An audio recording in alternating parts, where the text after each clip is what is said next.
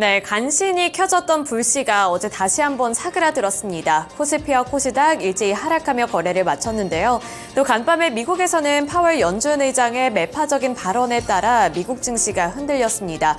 인플레이션 목표치인 2%까지 도달하기까지 그리고 이 금리 인하 결정을 내리기까지 더 다양한 근거가 필요하다는 건데요. 이러한 상황 속에서 국내 증시에서는 어떠한 종목군들 쪽으로 거래대금이 몰렸을지 거래대금을 기준으로 어제장 특징 종목 확인해 보겠습니다. 먼저 코스피 시장부터 살펴보시죠. 코스피에서 거래대금이 많이 몰렸던 5가지 종목군들입니다. 어제는 대체적으로 하락하는 모습을 기록했는데요. 전 삼성전자가 1.2% 하락한 74,300원을 기록했고요. 현대차와 기아 같은 경우에는 엇갈린 주가 흐름을 나타냈습니다. 또 반도체 종목군 내에서 SK하이닉스도 삼성전자와 마찬가지로 1.93% 하락하면서 조정을 받는 흐름이 나타났고요. SK하이닉스 132,300원의 종가를 형성했습니다.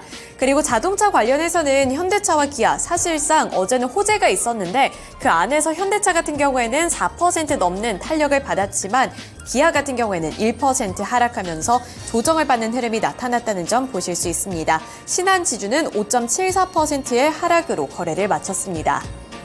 이어서 코스닥으로 넘어가 보겠습니다. 코스닥 시장에서 거래대금이 많이 몰렸던 종목군들 보시면요.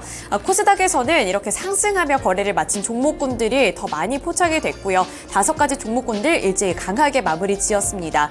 가장 상단에 위치한 신성 델타테크가 어제 18.54%로 급등 마감했고요. 102,300원을 기록했는데 이 신성 델타테크를 필두로 해서 초전도체 관련 종목들은 어제 개장 직후부터 강한 흐름으로 시작을 했던 그러한 섹터였습니다.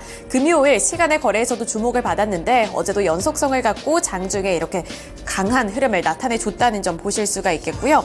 현대힘스가 비교적 최근에 상장한 종목인데 어제는 29.92%로 상한가를 기록했다는 점도 보실 수가 있습니다.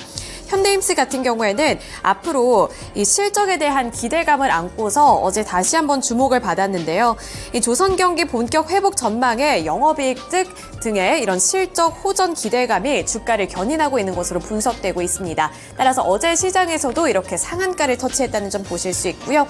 2차전지 관련해서 대체적으로 투자 심리가 약화된 가운데 엔캠 같은 경우에는 5.8%의 상승률로 거래를 마쳤습니다. 아래로 보시면 파워로직스도 신성 델타테크와 마찬가지로 초전도체 관련 종목으로 엮어볼 수가 있겠고요. 마지막으로 푸른저축은행 같은 경우에는 저PBR 관련 종목으로 수혜 기대감이 지속되고 있는 그러한 종목입니다. 어제도 11.59%의 상승세 기록하면서 13,000원의 종가를 형성했습니다. 네, 이렇게 코스피와 코스닥에서 거래대금이 많이 몰렸던 종목군들 함께 살펴봤는데요. 이 안에서 특징 종목들 조금 더 자세하게 파헤쳐 보겠습니다. 첫 번째 특징 종목 확인해 보시죠. 첫 번째 특징주로는 현대차와 기아를 살펴볼 텐데요. 현대차가 어제 무려 5% 가까이 상승했습니다. 4.85% 상승한 24만 8천 원을 기록했는데 사실 현대차와 기아는 이 저PBR 관련 종목으로 엮이면서 최대 수혜 종목으로 거론이 됐던 종목이기도 하고요. 최근 들어서 급등을 했고 또 외국인 투자자들의 자금이 쏠리고 있는 그러한 종목들이기도 합니다. 이렇게 저PBR에 대한 기대감을 안고 있는 상황 속에서 개별적인 호재 소식까지 전하며 이렇게 어제 시장에서 현대차가 4% 넘는 강한 흐름을 기록을 한 건데요. 현대차가 인도 법인을 올 하반기에 상장을 추진한다라는 소식과 함께 어제 주가가 급등을 했습니다. 현지 시각 5일 로이터 통신 보도 내용에 따르면 현대차 인도법인은 약 250억에서 300억 달러의 기업 가치를 평가받은 뒤에 이 주식시장에 일부를 상장을 하고 최소 30억 달러를 증시에서 끌어들일 것으로 분석이 되고 있는 상황인데요. 현대차와 기아는 현재 인도에서 900만 대를 판매를 했고 지난해 상반기 기준 두 회사를 합산한 인도 시장 점유율은 21.3%에 달하고 있습니다. 이렇게 인도 시장에서도 두 기업의 점유율이 20% 넘게 나타나고 있는 가운데 올 상반기에 이제 또 IPO를 추진을 한다. 올 하반기에 IPO를 추진을 한다라는 소식을 전하면서 기대 심리는 더욱더 높아졌고요. 어제 현대차 쪽으로 매수세가 몰리는 모습이 나타났습니다. 기아 같은 경우에는 조금은 아쉽지만 1%로 조정을 받으며 마무리 지었습니다. 네, 이렇게 첫 번째 특징 종목 확인해 봤고요. 이어서 다음 특징주로 넘어가 보겠습니다. 다음 특징주로는 신성 델타테크 그리고 파워로직스를 함께 살펴보겠습니다. 어제 초전도체 관련 종목들이 주목을 많이 받았다고 말씀을 드렸는데요. 이 초전도체 관련해서는 LK99에 대한 이슈가 불거진 이후부터는 새로운 이슈가 나올 때마다 급등락을 반복하는 흐름을 나타내고 있죠. 어제도 마찬가지였습니다. 새로운 이슈가 전해지면서 신성 델타테크가 18.54% 올랐고요. 파워로직스는 5.11%의 상승세를 기록했습니다. 초전도체 관련해서는 3월 중에 미국에서 초전도체 연구 결과를 발표한다라는 소식이 전해지면서 기대 심리도 함께 높아졌다라고 보시면 되겠는데요.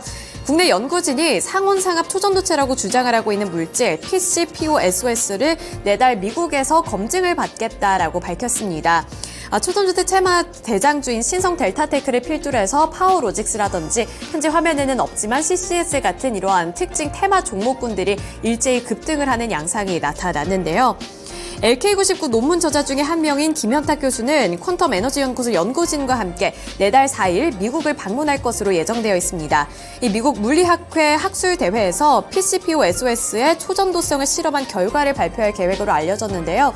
따라서 내달 발표될 이 결과도 집중적으로 보셔야겠고요. 이러한 이슈에 따라서 다시 한번 반등해 줄 수 있을지 또 강한 흐름을 기록할 수 있을지도 관전 포인트가 될 수 있습니다. 네, 이렇게 특징 종목들 확인해 봤고요. 이어서 시간의 거래로 넘어가 보도록 하겠습니다. 시간의 거래에서 상승했던 종목군들부터 확인해 보시죠. 가장 상단에는 삼익 THK가 있고요. 어제 시간의 거래에서 10%로 꽉 채운 상한가를 기록했습니다. 메가MD 같은 경우에도 9.97%로 시간의 상한가를 기록했고요. 이닉스도 9.9% 상승하면서 39,400원을 기록했습니다. 마지막으로 큐라클과 에코플라스틱 같은 경우에도 각각 7.52%에서 8.84%까지 상승폭을 확대해 나가는 모습이었고요. 시간에서 하락했던 종목군을 보시면 NK맥스가 9.53% 하락하면서 시간의 하한가를 기록했습니다. 또 파워로직스가 앞서서 정규장에서는 이렇게 초전도체 테마 종목으로 엮이면서 급등을 했지만 시간의 거래에서는 차익 매물이 빠져나가면서 5% 넘게 하락하며 마무리 짓는 모습이었는데요. 5.59% 하락한 11,650원을 기록했습니다.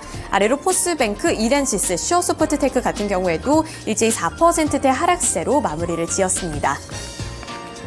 네, 이렇게 시간의 거래에서 상승했던 종목군들과 하락했던 종목군들 살펴드렸고요. 시간의 거래에서 주목을 받았던 특징 종목들도 함께 확인해 보겠습니다. 어제 시간의 거래에서 꽉 채운 상한가를 기록했던 종목이죠. 바로 삼익 THK인데요. 삼익 THK 같은 경우에는 웨어러블 로봇 상용화 기대감에 힘을 입어 강세로 거래를 마쳤습니다. 한국과학기술연구원이 삼익 THK와 인공지능 기반 웨어러블 고관절 복합체 근력보조 로봇 기술 개발을 위한 기술 이전 조인식을 개최했다고 밝히면서 이쪽으로도 매수세가 많이 몰린 건데요. 두 기관은 향후 2년 동안 협력 연구를 수행을 해서 고령자를 위한 인공지능 기반의 이런 보행보조 웨어러블 로봇 기술 상용화에 힘을 합친다는 계획을 발표했습니다. 여기에 삼익 THK 대표는 키스트 기술을 이전받아 헬스케어 신사업 솔루션 완성을 위한 협력 연구를 진행할 예정이며 2026년부터 본격적인 제품 양산화를 추진을 하고 또 여기에 이어서 사업 다각화에 나서겠다라고 설명하면서 신사업에 대한 기대감마저도 높이는 모습이었습니다. 이에 따라서 시간의 거래에서도 이 삼익 THK가 꽉 채운 상한가를 기록했다는 점 눈에 띄었습니다. 네, 이어서 메가MD 살펴보겠습니다. 메가MD 같은 경우에는 이제 정부 차원에서 늘봄 학교 확대 속도를 가속화한다라는 소식을 전했는데요. 이에 따라서 다시 한번 주목을 받았습니다. 메가MD 9.97% 상승한 3,365원의 종가를 기록했고요. 이렇게 정부 차원에서 교육과 관련해서 정부 모멘텀을 안고 있을 때마다 또 한번 급등해주는 모습이 나타났는데 어제도 마찬가지로 이 늘봄 학교 서비스에 가속화를 한다라는 소식이 전해지면서 기대감을 안고 메가MD 시간의 거래에서 상한가를 기록했습니다. 네, 이렇게 정규장에 이어서 시간의 거래에서 주목을 받았던 특징 종목들까지 함께 알아봤는데요. 이어서 미국 증시에서는 어떠한 특징 종목들이 있을지 미국 증시 특징 종목 함께 알아보겠습니다. 다음으로는 미국 증시의 특징 종목들입니다. 네, 뉴욕 증시 한번 하락하는 흐름을 보여줬는데요. 그동안 고점에 대한 부담이 있기도 했었고 파월 의장을 포함해서 연준 인사들이 약간은 매파적인 태도의 발언을 하면서 조기 금리 인하 기대감을 꾸준하게 끊어내고 있습니다.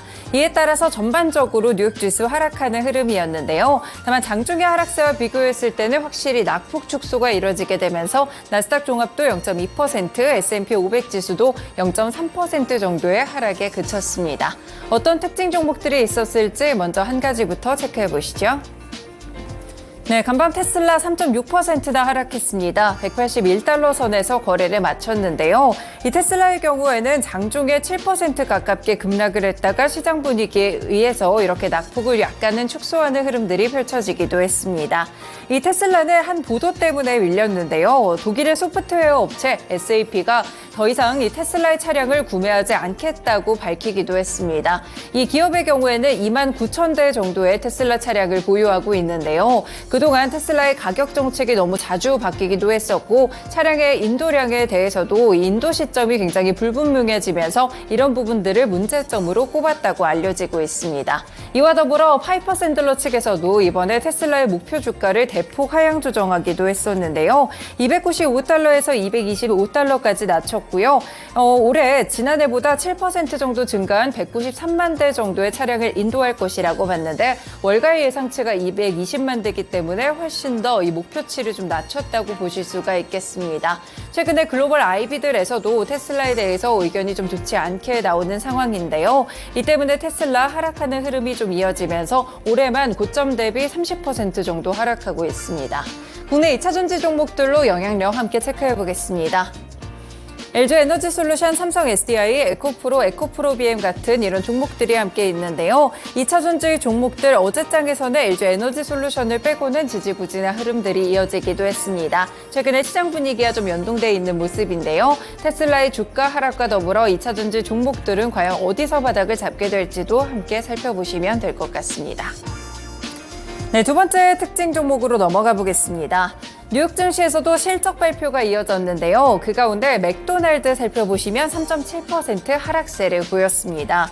맥도날드 4년 만에 처음으로 월가의 기대치를 밑도는 실적을 받아들게 됐는데요. 이번에 지난해 4분기 전년 대비 8% 정도 증가한 64억 1천만 달러의 매출액을 기록했다고 밝혔는데요. 레피니티브의 예상치보다는 훨씬 더 낮았습니다.